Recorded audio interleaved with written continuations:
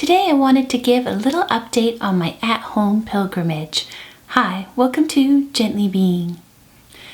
An at-home pilgrimage is one that allows you to have the experience of taking a pilgrimage while just staying at home in your local community. So for myself, I decided that I would walk 6 to 7 miles a day, and that would be the physical aspect of the pilgrimage. And then every day when I got home or before I left for my walk, I would read from this book, Meditations on the Tarot.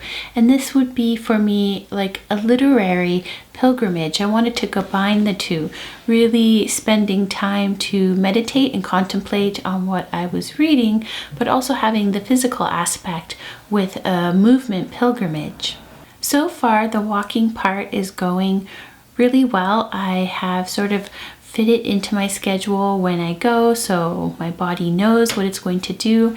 And I do find that having this daily walk is helping me to be more embodied, feel what's going on in my body. And yes, sometimes that means it isn't pleasant because part of it is me having to face the fact that I've been quite stationary during the pandemic so far, and that's caused me to have a bit of a disassociation from my physical self because I didn't really want to face the fact that I was being so stagnant and, was putting on some extra weight.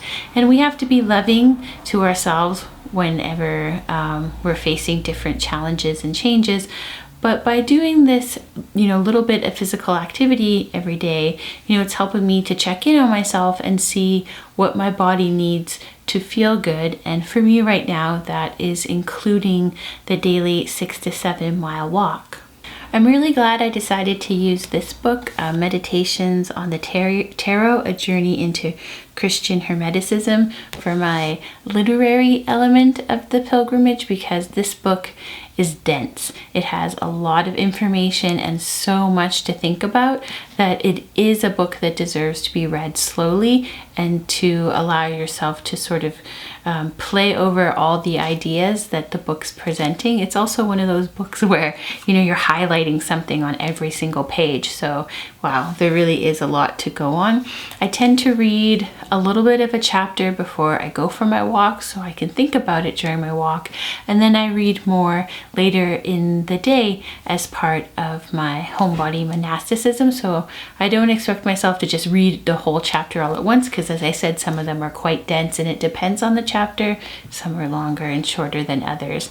But I'm really enjoying the practice of intentionally reading slow and taking in what the author is providing in these pages.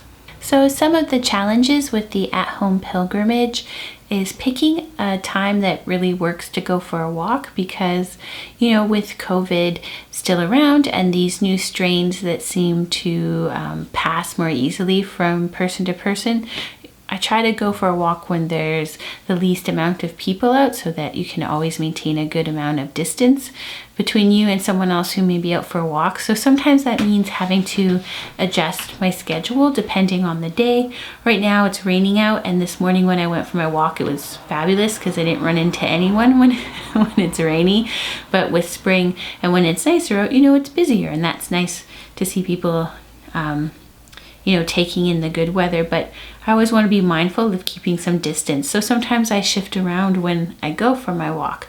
But on a tip side, I would say that I don't try to necessarily get all my walk in at once. I also have a shorter walk that's first thing in the morning with my pup, and then I have 2 other walks during the day that are with my pup, so I get some of the miles in that way as opposed to just one straight long walk. And I think it's sort of nice to break up the practice in that way, to have the practice throughout your day as opposed to just one large chunk. But it all depends on how your schedule works, and one large chunk may be what works best for you.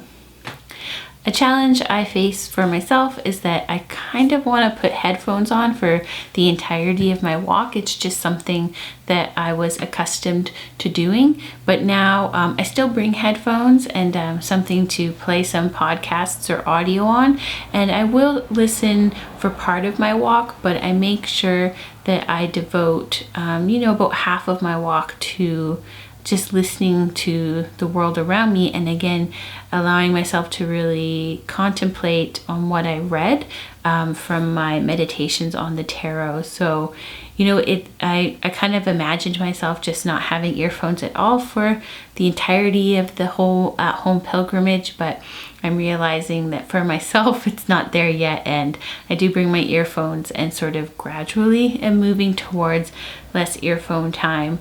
But I still like to bring them, and it is a wonderful time for listening to podcasts or audio that can be really useful for learning as you walk. If you are curious about or want to do an at-home pilgrimage, I will be sharing some more updates, so be sure to subscribe down below. But I would definitely encourage anyone to do so. It's just putting a bit more of a frame around the walking that you may do every day. For myself, I just really linked my idea of an at-home pilgrimage with that of ideas and linking it with a specific book. So as I said, it being that both physical and literary pilgrimage, but you can also just have a pilgrimage that's each day or 1 or 3 days a week, whatever works best for your schedule, of walking to a space that you consider sacred within your community and where you live, and just paying attention to the world around you and checking in on yourself and seeing how spring is evolving in your community. All of that in itself can be something that you then frame and put the intention upon to be your at-home pilgrimage. I'll be sharing, as I said, more of my updates on my pilgrimage as it's lasting this whole month, and I hope that you will join along on the journey. Thanks so much for tuning in to Gently Being. If you like this video, please give it a thumbs up, subscribe down below, and hit the bell so you always know when there's a new video. Once again, thank you for spending time with Gently Being.